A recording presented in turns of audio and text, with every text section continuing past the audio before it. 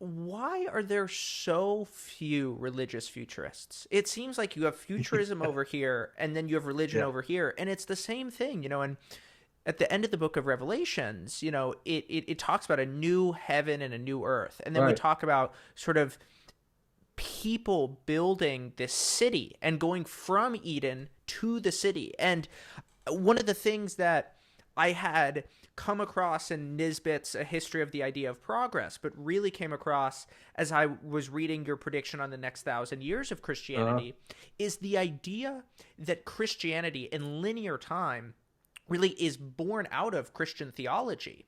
And it's interesting because you would hear that and you would say, well, there would be a lot of Christian futurists, but there aren't. And yeah. what is the mechanism behind that? Um, well, I think there is a whole faction of Christian that is very much wedded to the originalist position of the Bible and Revelation as being the only, I mean, basically it's the only scenario that's permitted. And I think that's unfortunate because we should have alternative scenarios.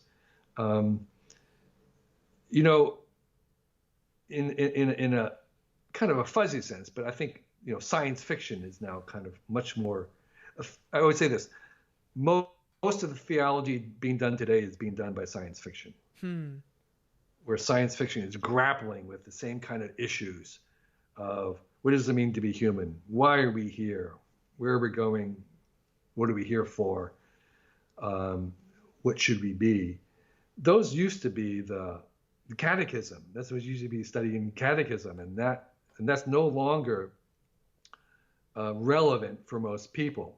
I think the general culture has moved away from the established religions as having answers because they're very parochial. I'm like, I just shared the other day a photograph of the 10 million stars at the center of our Milky Way. A photograph, you could see 10 million stars of the 400 billion that we have in just our galaxy. And it's sort of like, okay.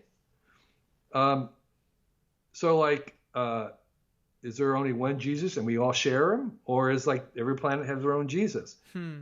To answer that kind of question, you what we have right now is not even attempting to answer that. And that's the kind of the background of science fiction is saying, well, this is a really big world. We need to think about these issues. Like, what's the role of humans in the world with, 400 billion other planets with civilizations on them? And so, let alone the fact that we're going to make artificial aliens, I call them AIs. We're not going to wait for meeting ET. We're just going to make various ETs on this planet of various kinds of minds.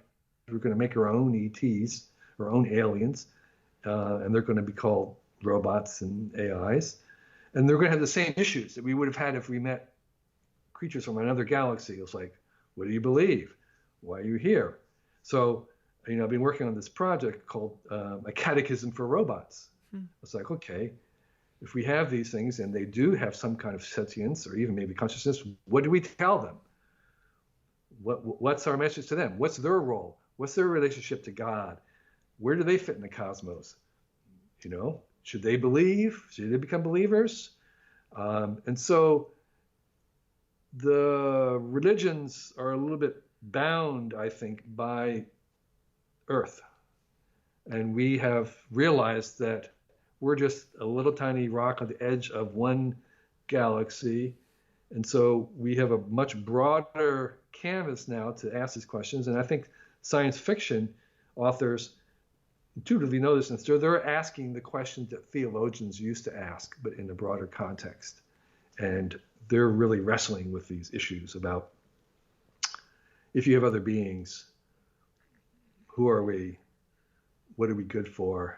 Why are we here? Mm-hmm. And I think the question that's most pertinent to us right now is, what do we want to become? Hmm. We are remaking ourselves as humans. So what do we want humans to be?